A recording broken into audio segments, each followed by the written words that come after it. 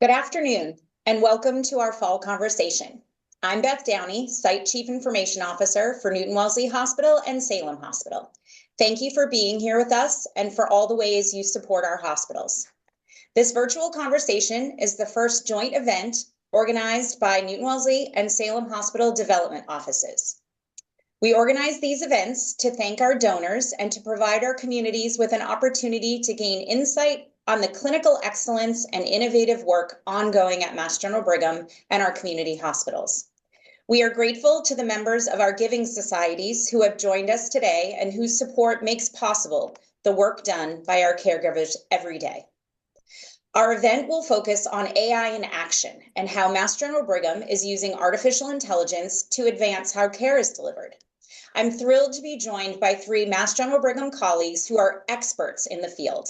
Amanda Senti is the Senior Manager of Emerging Technology Solutions. Rebecca Mashiris is the Chief Medical Information Officer and Vice President of Digital, and Raj Patel is the Vice President of Digital Patient Experience. Before we begin, I have a few housekeeping notes. We will be holding a Q&A session after our panel presentation, so please use the Q&A feature on the webinar to ask your questions. This session will also be recorded, and we will share the recording with you afterwards. Now, please join me in welcoming our panelists. Amanda, I'll ask you to introduce yourself. Thanks, Beth, and it's great to be with everyone here today. My name is Amanda Senti, and as Beth said, I am a Senior Manager with our Emerging Technologies team here at MGB. We report up to our CTO, our Chief Technology Officer within Digital, and we really like to say that we get to play with the shiny new fun stuff.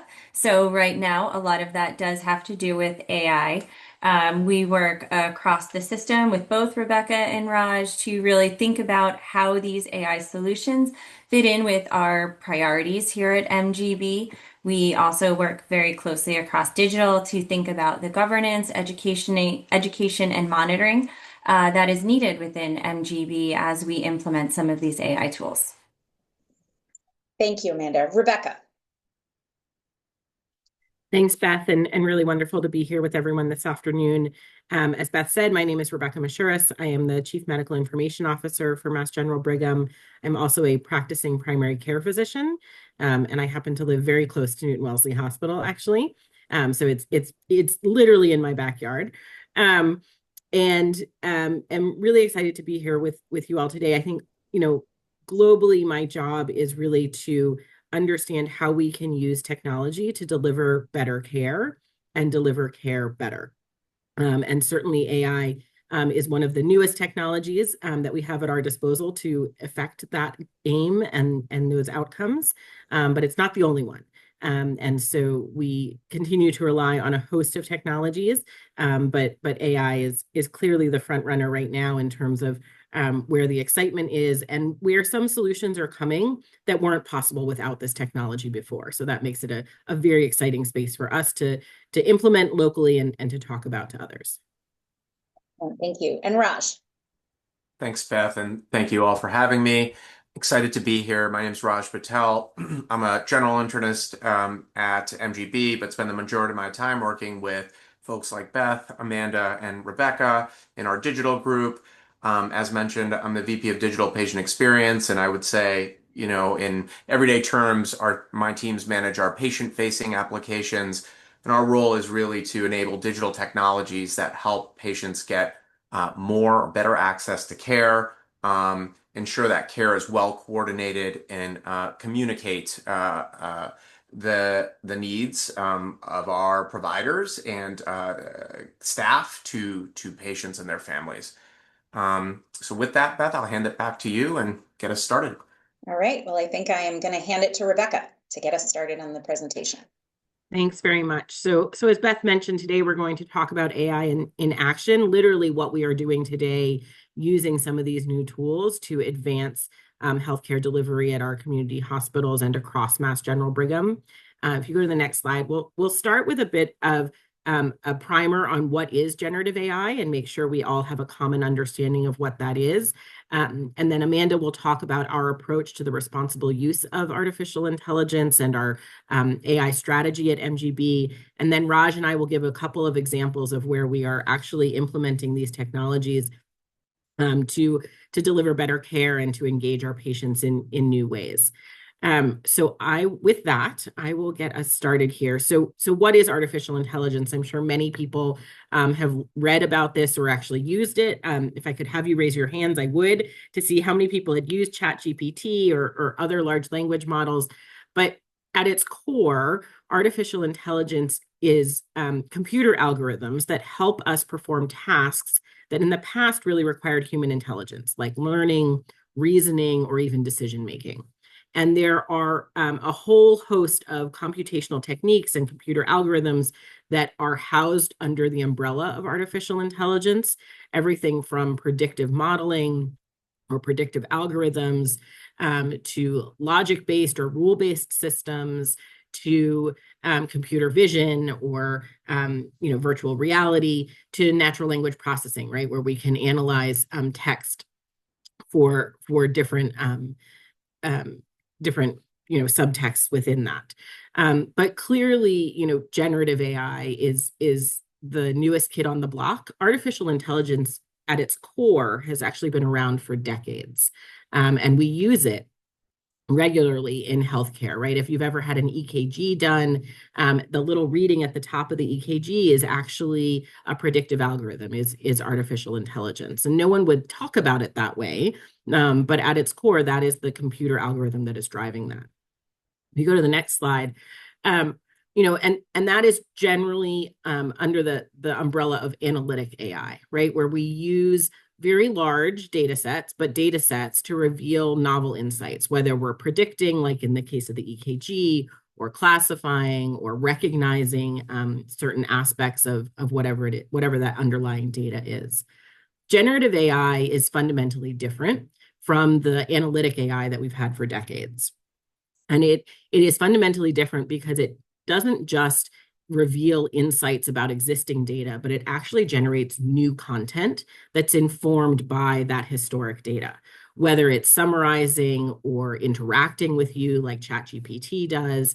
At the bottom here, you see a screenshot of a video actually used that was created using generative AI from a company called Synthesia, where they can actually, if you give it a script, it will generate a video for you of someone who looks remarkably human reading, going through your script.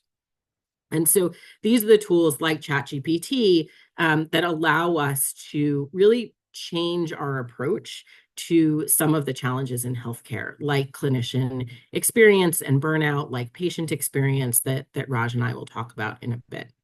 Go to the next slide. And so where is there an opportunity for using this technology in healthcare? I would say that the opportunities are vast. We are only just scratching the surface. And we are doing that very intentionally, actually, right? Because it is a new technology. If we think about it, right, I have some very old technology that I use in my clinic. I still have a fax machine sitting in my clinic waiting area, and I'm simultaneously using generative AI. And so we are getting comfortable with this technology, understanding what its limits are, what its guardrails should be, how to approach it safely for the outcomes for our patients. And so we are starting kind of in these lower risk areas with contact centers, with some back-end healthcare processes, starting to edge into clinical workflows with AI scribes that I'll describe a bit later, but have not really gotten into the kind of therapeutic and diagnostic decision-making space yet outside of research. There are clearly many research endeavors that are looking at that are developing models that we really need to prove out the safety of and monitoring for. And so that gets into, how much human at the helm do you want to have? How much, human in the loop do you want to have versus are we ready for agentic AI where the artificial intelligence is taking action on its own without that human in the mix? And I would say, again, kind of lower risk spaces, maybe we're starting to be ready for agentic AI. higher risk, we're clearly not there yet, either in terms of our comfort level or risk tolerance as a society, as Mass General Brigham, in healthcare. And that has a lot to do with the relative novelty of generative AI, as well as the monitoring tools that we have available to us to make sure that these technologies remain safe and help us deliver high quality care. Go to the next slide. I want to talk a little bit here about what are some of the challenges we see, and then I'll hand it over to Amanda to talk about how we're addressing those challenges. Because generative AI is fundamentally different from a lot of other technologies and analytic artificial intelligence, part of that fundamental difference is that it is trained on historic data, but it generates new information. And it does that based off of its training, but it's not entirely consistent, right? And so if you ask it the same question twice in a row, it will give you a slightly different answer because it's just using a computer algorithm to look at that historic data and predict the next word in a sentence, the next sentence in a paragraph, the next paragraph in a paper. And it's not able to do that with 100% reliability every time. Now, in some cases, that's okay, right? If I'm giving you directions about how to get from Newton-Wellesley to Salem, and I send you one way one day and a different way another day, that's probably fine, maybe even desired. But if we start to talk about actually delivering healthcare and making clinical decisions with it, we do need that reliability, and that reliability engenders the safety of these tools. And so we are kind of hyper-focused on how do we ensure reliability and safety, and how do we monitor for that moving forward. We clearly need to take into account regulatory considerations. There is actually not a lot of regulation in the space of generative AI outside of FDA-approved medical devices. And so continue to watch that space very closely with our government relations counterparts, and try to inform that actually through some of our national partnerships in understanding where we should have consistent regulation and consistent guardrails across the country versus we can make local decisions. Part of that consistent approach is making sure that we are always hyper-focused on privacy and security of your data as patients and our data as providers, and understanding where that data is going, what it's being used for, the same way we would with any other data that moves in and out of our system. But part of that is ensuring that we have transparency into how these models work, and to have an understanding of who is accountable for what pieces of the workflow. And so that's something where we work with vendors in the generative AI space very closely to ensure that privacy and security and that level of transparency so that we understand how these technologies are working. They're not, black boxes to everyone. I think one of the things that we are most focused on actually is ensuring that there's benefit for these systems to our patients, to our providers, to our healthcare system overall. As Amanda mentioned, her team gets to work on the shiny new objects, and shiny new objects are wonderful, but we want to make sure that they are actually bringing benefit to our system. And part of that benefit has to be that we are providing equitable care to our patients. And so one thing that we actually demand of the partners that we work with in the generative AI space is that they have evaluated their technologies for bias and discrimination and have addressed any bias that they have found. As you can imagine, if these tools are looking to historic data and making predictions on that historic data, if there was bias inherent in that historic data, it might actually perpetuate bias moving forward. And we clearly don't want to do that. And there's actually a world in which we can use these technologies to mitigate that bias, but we have to look for it intentionally. And so we do that in partnership with various technology vendors who we work with on these solutions.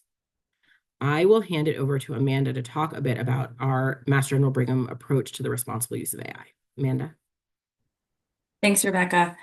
And on this slide, I will probably end up just double clicking on much of what Rebecca said, but it is because we really do see a lot of these different principles as important here at MGB. We see the challenges and we want to make sure that we are providing some guidance on them as well. So what this slide really does is it outlines those core principles that are really guiding the responsible use of AI here at Mass General Brigham.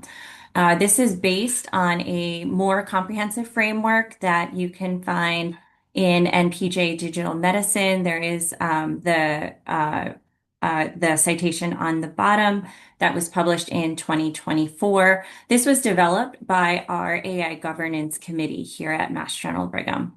So the first thing that we have here again is thinking about fairness, and this means really ensuring that AI tools aren't reinforcing disparities that can sometimes be found in these tools. And we want to make sure that we're being inclusive of our diverse patient population. So we want to make sure that any of these AI tools that we're looking at, that we're really thinking of them being patient-centered and that we are really striving for equity within the applications.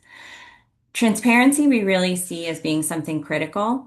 So we ask anyone who is developing, whether internal or external, that we have documentation of the data sources that were used during the model development. And this is really also emphasizing the importance of those performance metrics as we move forward with them into especially some of our clinical spaces, so that we really do understand not only how the model behaves, but also where its limitations are as well. Accountability is really thinking about the accountability and responsibility is really thinking about throughout the entire AI model lifecycle. We want to make sure that there is a structure for oversight, for alignment, not only with our institutional values, but again, how we see these models really being deployed and being beneficial. And that goes all the way from the initial design of the model through its deployment. When we look at the robustness and reliability of these models, this means that we want to make sure that the models are performing even when there might be some data distribution shifts. So this means working with the vendors to have that continuous model monitoring, making sure that it's maintaining its reliability over time. And this especially comes into play as being of utmost importance in those clinical settings.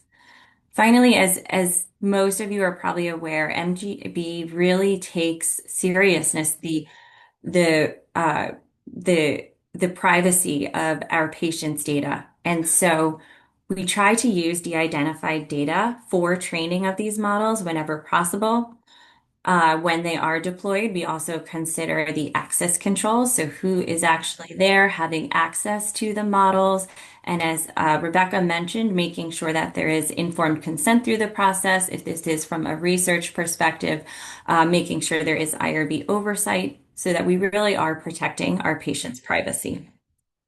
When we look at safety and security, this is really about investing in our end users' education, making sure that they understand how the models work, when they should and shouldn't be used, but also the feedback loop so that if there is any kind of adverse event, we have the right structures in place for those event reportings to take place. And making sure that along the entire pathway, we're also enforcing strong cybersecurity measures when these algorithms are deployed. And these safeguards help prevent the misuse and also ensure that safe deployment of these AI tools within our system. Finally, the benefit, as Rebecca mentioned, we want to make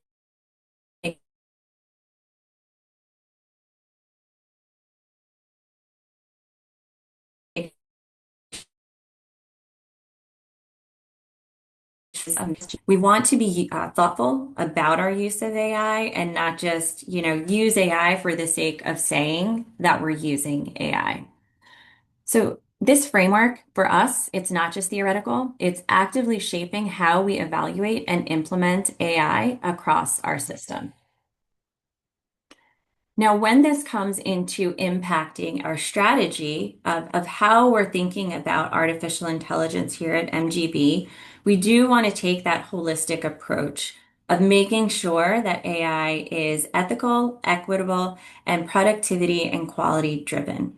This is really grounded in those advanced analytics and deep learning to make sure that our strategy is supporting our core goals here at Mass General Brigham of improving clinician and staff experience, improving quality and access, boosting our productivity, and accelerating our research. So all of this, as Rebecca mentioned, where we are right now includes having that human oversight or human at the helm, human in the loop, and potentially in the future, really looking at how these AI enablements may lead to future commercialization opportunities as well. Now, when we are thinking about our AI strategy, we want to be thoughtful about the partners that we have here at MGB and how we can use them to really accelerate and deploy these tools. So that goes right down to our technology partners, which include Epic, Microsoft, Snowflake, Workday, ServiceNow, and Cisco being some of the larger ones. This is not only about making sure that we have the right infrastructure set up to allow these innovations to happen, but also being able to test their features and their functionalities in the AI space to see how they will impact workflows here at Mass General Brigham. We also have a number of collaboratives or convening groups that MGB participates in. I'll call out a couple of them here, which include CHAI, the Coalition for Health AI. They're really thinking about the guidelines for trustworthy AI in healthcare. There is the Massachusetts AI Task Force. So they're really thinking about the high impact, high value use cases for AI across industries that are really established here in MGB. So that can be healthcare, that can be education, that can be biotech, as well as many others. The Health Management Academy, we are engaged with them not only to share insights and learnings across a number of healthcare systems across the nation, but to also be able to use some of their opportunities in terms of workshops and boot camps to help continue to educate and ready our staff and employees. The last two we have on here, one is going to be TRAIN, or the Trustworthy and Responsible AI Network that has really been founded by Microsoft. Their main focus is thinking about after the deployment of AI, how do we think about monitoring and making sure that these algorithms and platforms are doing what they should be doing. And finally, MIT, Mass General Brigham, is engaged through two different venues. One is through the MIT MGB AI Cures conference, which some of you may have heard of. This really highlights some of those collaborations and partnerships that can really have a big impact on patient care, and the collaborations that MIT and MGB are working to bring those to life. And then there's also the MIT Work of the Future. So this is a group, again, multidisciplinary across industries, really thinking about understanding how AI tools are contributing to higher quality jobs across the nation, and how do we make sure that there is access to the latest technologies through them. Now, to support the responsible and scalable adoption of AI at MGB, our first step is really thinking about that foundation and how are we building the robust data foundations and infrastructure to allow the scalability of these AI tools to happen. We have our enterprise data platform here at Mass General Brigham, which is sort of our central hub, and really thinking about how we set this up with curated AI-ready data to be able to allow some of these new innovations to happen, while we also have our cloud-based architecture, which is really powering then the deployment of many of these tools, whether it's custom AI solutions or some of our vendor integrated products as well. And together, these systems are really enabling that secure, efficient, and research-friendly AI innovations to really flourish across the enterprise. And as Rebecca mentioned, the focus of much of those innovations is in machine learning, deep learning, generative AI, and computer vision. Now I will, turn this over to Raj to start, who will talk about how some of these AI solutions are starting to roll out in that patient experience space. Thank you, Amanda. And thank you, Rebecca. I think, I'd like to go through a bit of a demonstration of a product that we recently launched here at Mass General Brigham. I think this product really does reinforce a lot of what you've already heard. This is, as many of you will sense, maybe a slightly higher risk use case in terms of its patient care, as Rebecca had highlighted, but that we have really backstopped with humans in the loop. So it really does sort of underscore the importance of that grid, that matrix that was shown earlier, and that safety is the number one sort of priority as we work through rolling out this new age of AI technologies. So with that, if you jump to the next slide, I think everyone on the call is familiar with our challenges in primary care access in the United States, Massachusetts, and at MGB. It's a universal problem. Our PCPs at Mass General Brigham are having challenges accepting new patients. Our wait times are long, sometimes extending months, and the root causes of all of this is incredibly complex.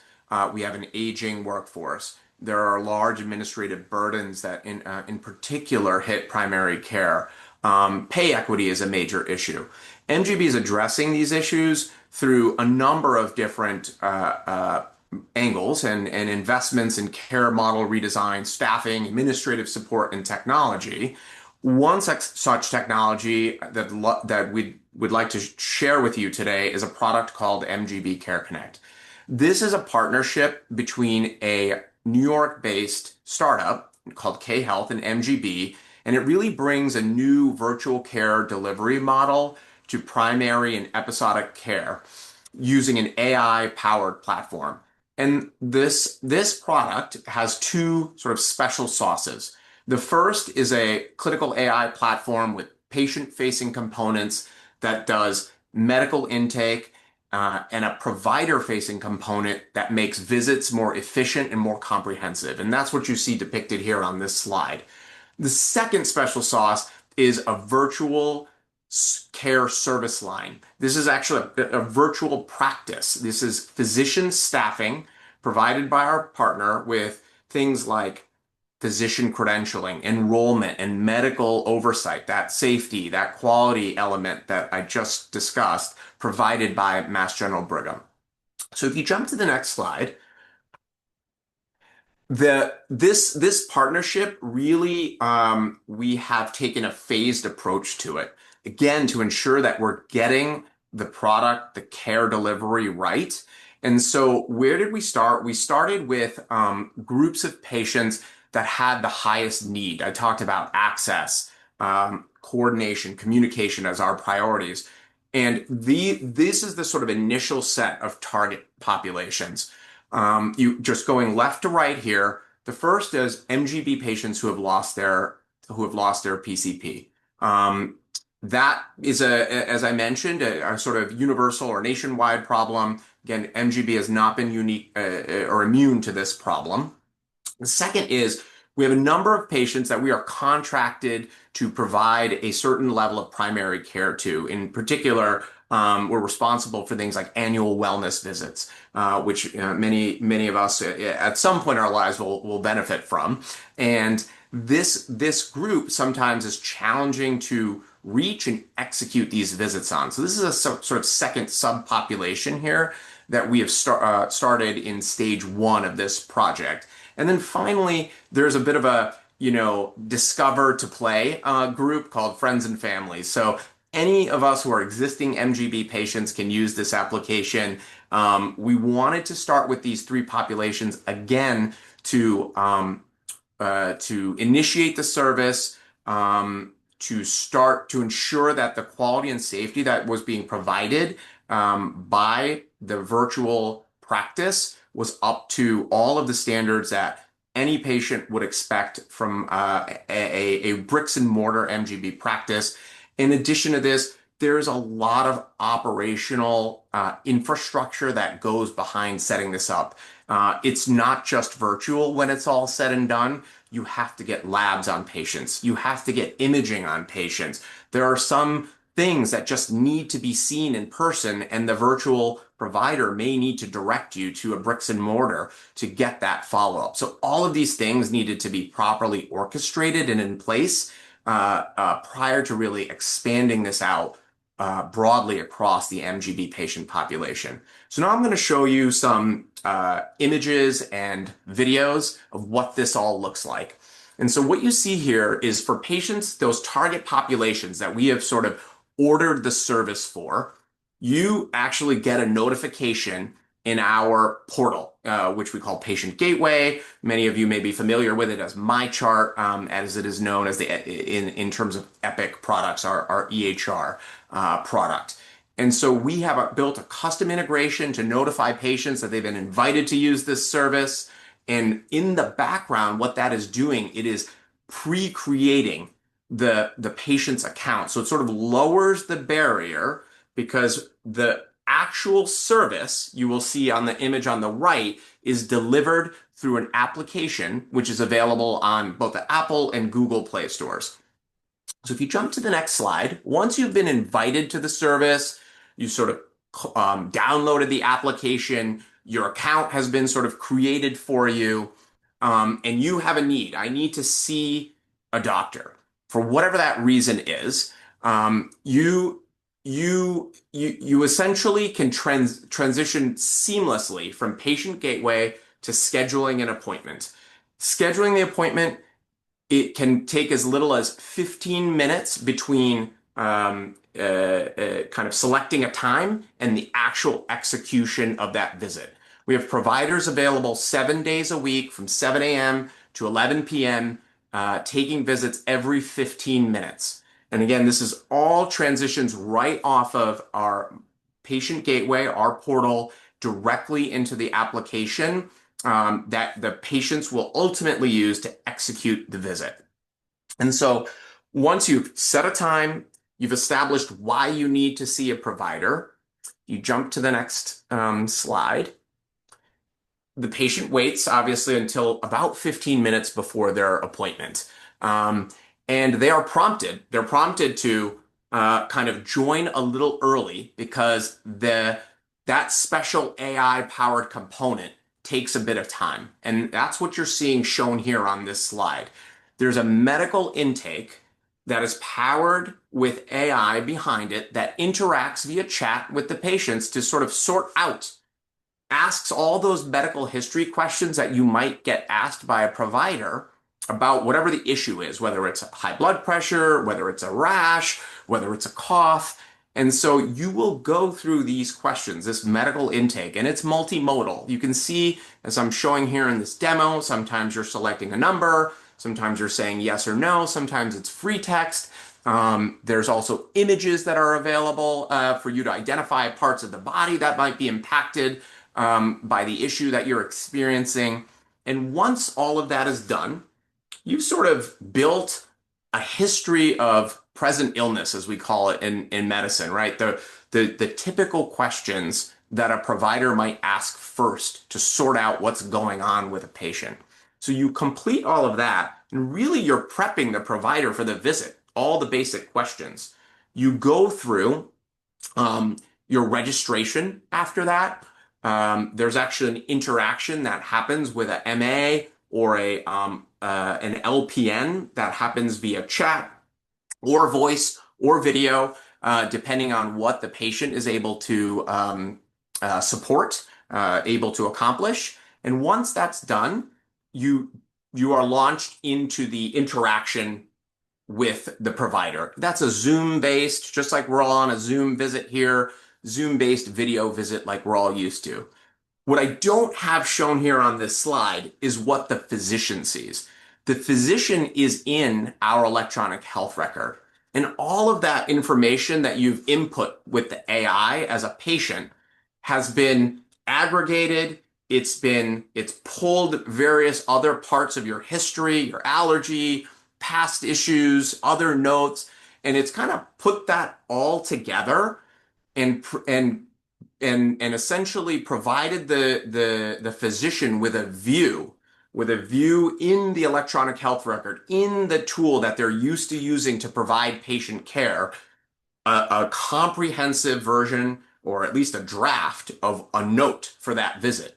It has even suggested potential diagnoses that the physician then needs to sort out. Is this what's happening with the patient? It has even suggested billing codes. And then finally, another sort of slightly parallel thing that the AI is doing is that it's also saying, hey, there may be, Raj is here to be seen for a cough, but you may want to think about that he hasn't had his colonoscopy. So that might be something you should surface in this visit to see if you can get in some standard health maintenance clinical care as well during this interaction. So really the tool is meant to be supporting the human, supporting the physician in the EHR, which is where they're used to providing care and executing care. But always, always, always, everything is done with physician oversight. There is nothing that is purely AI driven yet. As Rebecca highlighted on her slide, we just haven't gotten to that point yet where these tools can be let to essentially provide care on their own. So if you jump to the last slide here, I just want to close that this was a very exciting launch that was back in mid-September. Some of you may have seen some of the press about it. We are continuing to grow the service. We're seeing anywhere between 20 and 30 patients a day from all of those different populations that I highlighted. And we are turning our attention to new populations, to growing the service as we have smoothed over the operational growing pains.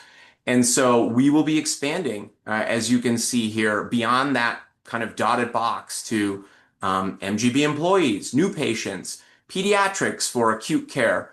And so I think you can all stay tuned for some more kind of press releases and other outreach about this product. And with that, I'm going to hand it back to Rebecca to talk to us about care experience. Thanks very much, Raj. And I think what you saw from Raj is that oftentimes these technologies are two sides of the same coin, right? What we do for patients necessarily impacts their care teams, and what we do for their care teams necessarily impacts our patients as well. And that is certainly true of this next technology that I'm going to talk about. So if you go to the next slide, I think everyone is aware of burnout amongst our clinical staff, and that it's truly one of the biggest challenges in healthcare nationally. Burnout is multifactorial. There are many different reasons that providers become burned out. It's also highly prevalent. Up to 50% of physicians and APPs nationally have reported burnout at some point in the last few months when they take these surveys. And the problem with burnout clearly is on the individual who is feeling burned out and maybe does not like their job as much as they used to, despite wanting to really enjoy the profession that they entered into many years ago. It also carries with it some additional risks, though. Providers who are burned out are more likely to have patient safety events or increase the risk of patient safety. Providers who are burned out actually pull back on their clinical schedules, which reduces access for their patients. So patients aren't able to see them because they're not in clinic or delivering clinical care as frequently as they used to. And then there is clearly morbidity on the provider themselves, right? Providers who are burned out are more likely to have interpersonal relationship issues, more likely to have depression, and there is also a risk, unfortunately, of suicidality. And so for all of these reasons, we clearly need to address clinician burnout, both within our own system and nationally. And there have been many efforts to do that over the years. Unfortunately, the efforts tend to eat at kind of the edges of burnout, and there has not really been a panacea solution for burnout. And part of that is because of the multifactorial nature of the etiology of burnout. But But actually now we have a technology that is proving to be incredibly beneficial for clinician burnout. If you go to the next slide, this technology is called ambient documentation, or AI scribes. There are a few different words that people use to describe it. And what it is it's generative artificial intelligence, and it uses generative AI to draft a clinical note in the electronic health record based off of a recording of a clinical visit. It does it within seconds. And it creates a note that looks very much like the note that I would have written myself. But I didn't have to take the time to do it. I didn't have to type while I was seeing the patient. And I am really able to kind of be back in the room with my patient. And so I often will describe this as a technology that takes technology out of the room and puts me back in front of my patient. And the impact that has had on our providers has been impressive. And not just our providers at Mass General Brigham, but now nationally as other health systems start to adopt these technologies. We are seeing that this technology decreases the amount of time that our providers are spending documenting in the electronic health record. It's improving their face-to-face interaction and rapport with patients. That's reported both by the providers and the patients also, who are saying that their provider spends more time with them, that they feel more connected with their provider. And it is actually reducing burnout to the tune of about a 20% reduction in burnout within Mass General Brigham, and starting to see that get replicated at other health systems as well. So it is not a panacea for burnout, but it is a really significant tool, particularly for providers who are feeling burned out because they have administrative burden from having to write their notes, because they're feeling not as connected to their patients, or because they're taking a lot of their work home at night and they're not able to participate in things outside of their clinical role that they really enjoy. If you go to the next slide, we're going to show you a little bit about what this looks like. So this is a recording of me and Amanda actually playing doctor and patient from quite a while ago, but you'll see here that we enter into a clinical encounter and how the note is produced. I'm going to press play. So here I can't hear the audio coming through, but I'll just narrate. So we are setting up on an iPhone here, a secure application that is going to listen to our clinical encounter. And what I do is first I ask Amanda if it's okay for me to use a secure application to listen to our encounter and for the purposes of helping me generate my note. She says yes. So I hit the button to start recording. She and I are now having a clinical encounter. If you could hear it, I'm asking her, we kind of set this up, right? But I asked her about how she was feeling and if there were any complaints today. We talk a bit about her diabetes and her grandchildren and why she's maybe not eating so well because her grandkids like to eat sweets and she does that with them. Amanda clearly is too young to have actual grandchildren. And we go through kind of what's our plan for addressing her diabetes, for addressing some knee pain she's having. And we talk about medications that we are going to start or stop. We talk about any imaging we might have, right? We need to get an x-ray of her knee and so on. Amanda, if you want to jump ahead to about 8 minutes. So that conversation goes on for a while, as it would in a clinical encounter. And at the end of that, I hit stop recording. And a few seconds later, we see here what appears is a note. And it looks remarkably like the note that I would have written myself. It is written in full, complete sentences, which I would not do on my own. And so that's actually probably better for the patient on the other side who might read their note from the patient portal, but it has all of the sections of a note that I would want it to have. And it goes through, it actually, despite the fact that maybe we talked about diabetes at the beginning and the end, it actually groups all of that together into a coherent kind of story of what's going on with her health and her medications and her nutrition. And then it goes into the assessment and plan, and it does that by the problems that we talked about. So here you just see the diabetes problem that's listed here, but but really, kind of goes through the reasoning and what we talked about in terms of increasing the medication she was on, trying to follow a healthier diet, and things like that. And so that's then a note that would appear in the electronic health record that I would edit, right, as the provider, making sure it says the things I want it to say, and adding in anything that maybe it left out or changing anything that I didn't like the wording of, and then signing. And then it's in the electronic health record for me in the future, for other providers that might take care of her, and for her to see through the patient portal. And it did that all in seconds.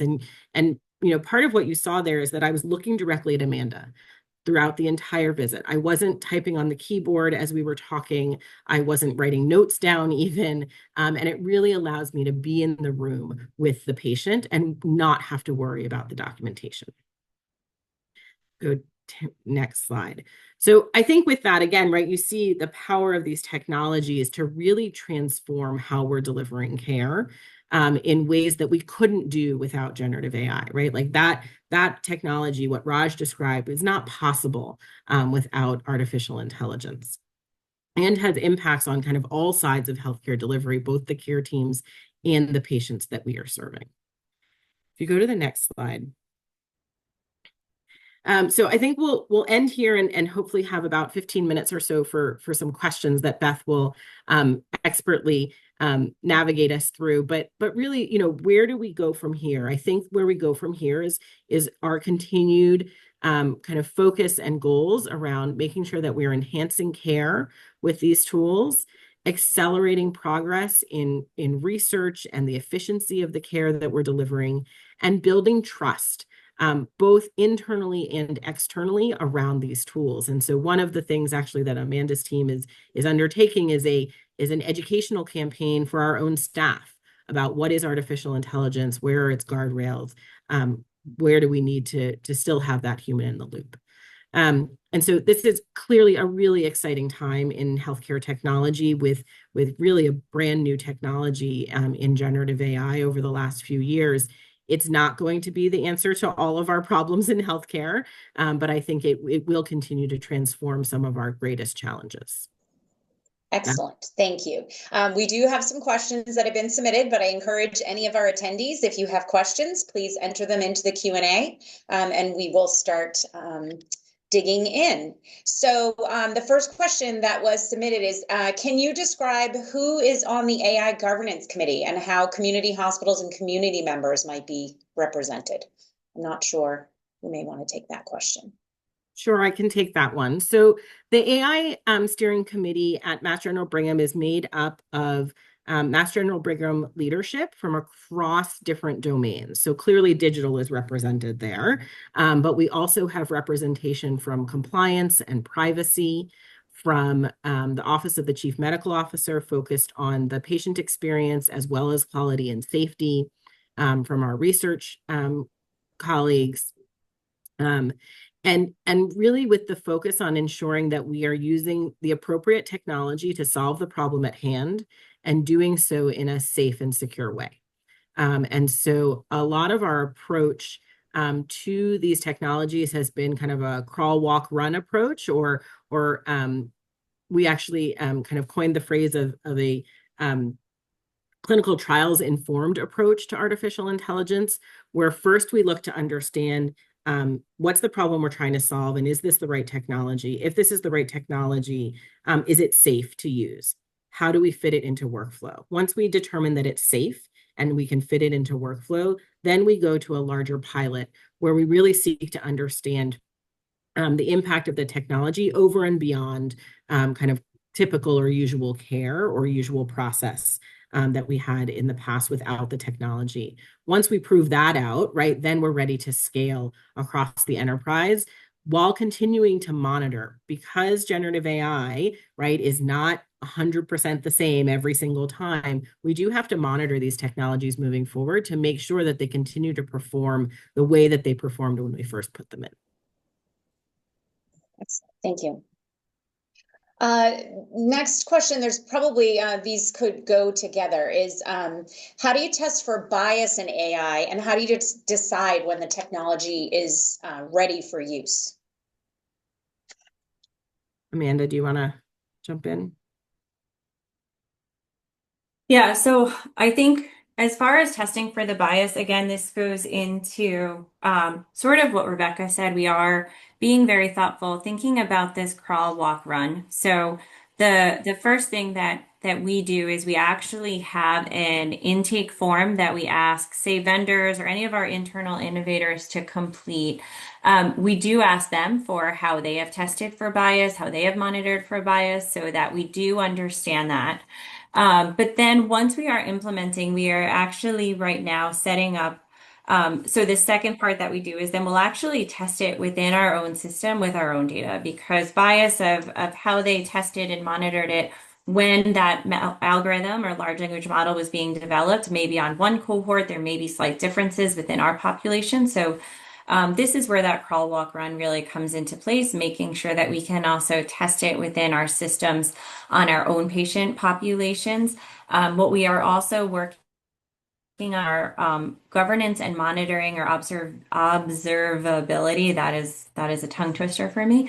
Observability platforms for AI, where we can also do some of that real-time bias and monitoring of these platforms. So we are doing some early stage pilots right now, but that is something that as we look at expanding many of these, we will be implementing in the future so that we do have more of that real-time monitoring for bias going on as these models get implemented more.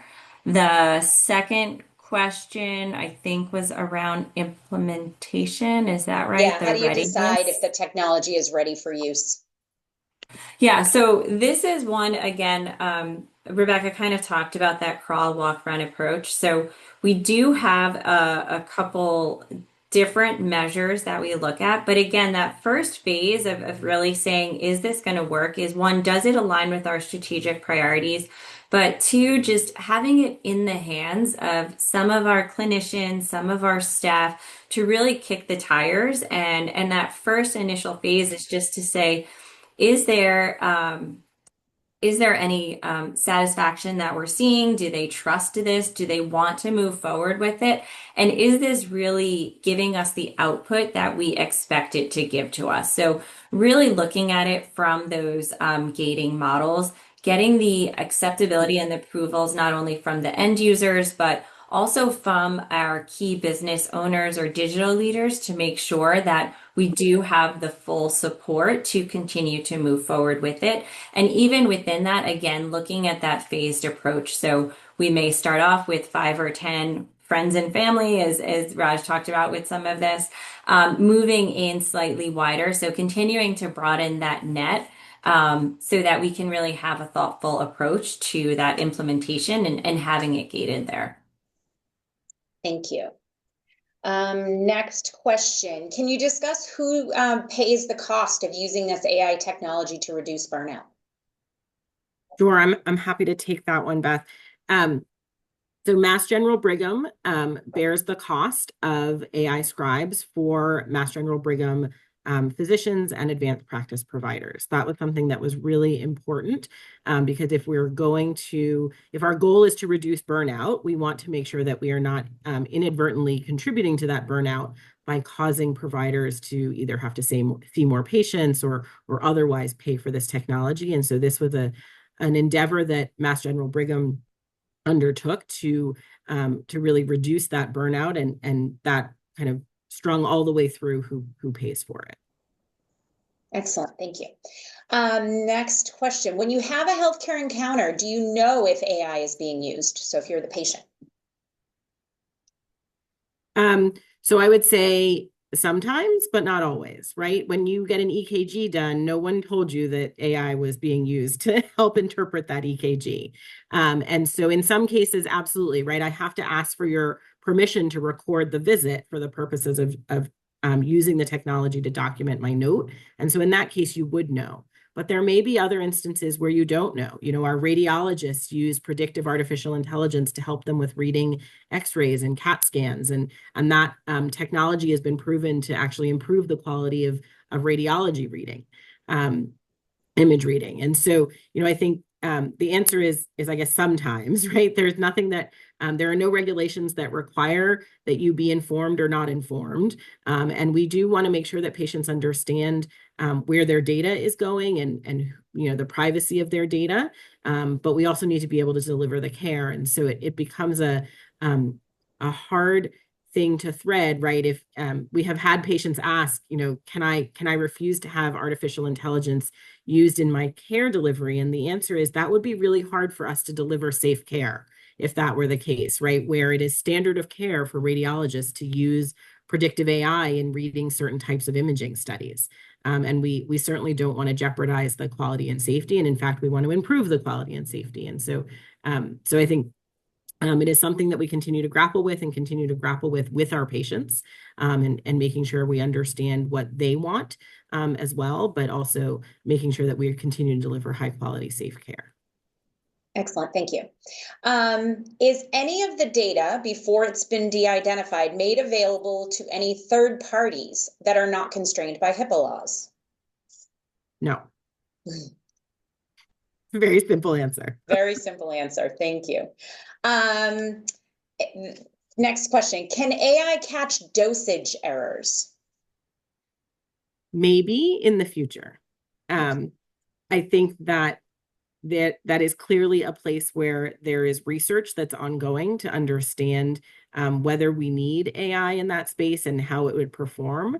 I think right now we actually have predictive algorithms that are not necessarily artificial intelligence truly, but are computer algorithms to help us with catching any sort of medication errors and actually preventing those errors, right? Some of the landmark papers around computerized order entry were done by Mass General Brigham researchers many, many years ago, and they continue to be interested in this new technology and how it might enhance that.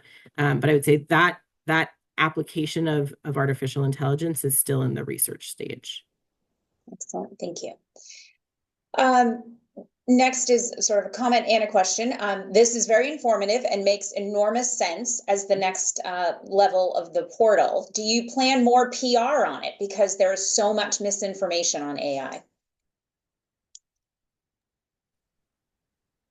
I think I can take that one. If we were talking about the patient portal, I think, to the previous question around, is it clear that there are AI tools being used? I think for this particular instance, as what I presented, we are making that clear in the terms and conditions. I think to Rebecca's point, when a radiologist in the background is managing that is a different, more challenging and long-standing use case. So I would say with all of the different tools we're thinking of rolling that are front patient facing, we are looking to ensure that patients have the right information about the tool and how it works, and those things are really going to kind of systematically be presented in our terms and conditions. There are other tools that we are looking at to be front facing to the patient. I think here again, we are trying to be staged and graded in those tools and make sure that we are rolling out some of the lower risk use cases there where there isn't necessarily a human in the loop, or the human is a backstop in the loop. And so stay tuned for that. This particular tool that I presented today is definitely going to be kind of more front and center as we work through the additional target populations that I presented right within the portal. Okay. We are coming up on time, so I think I'll ask one final question. Have there been any safety issues as we went through our pilots that were identified, like in general terms, anything that we discovered that we've addressed? No, I think that the biggest concern that we have about generative AI kind of globally is this concept of hallucination, where the artificial intelligence literally makes something up. Now, it's making something up based off of its training about historic data, but it's making something up. And so that is why, in the case of AI scribes or ambient documentation, the note remains the primary author of that note is still the provider, right? Still the physician or the advanced practice provider. And so it's incumbent on them to read through what the AI has drafted, edit it before signing it. And so, we certainly did see some hallucination in the pilot and continue to see some, but not to the extent that it kind of impedes or potentially puts at risk patient safety. Excellent, thank you. All right, so I want to thank you again to Amanda, Rebecca, and Raj for sharing their insight and expertise with us. And thank you to all of you for joining us today. This event was organized by the Newton-Wellesley and Salem Hospital Development Offices. For those who support your community hospital, thank you. For those who would like to learn more about the many ways that you can support and be involved, please see the links on this slide for each hospital. We will share the recording via email in the next few days, and please do not hesitate to contact us if you have any questions in the meantime. And so thank you again, and enjoy the rest of your afternoon.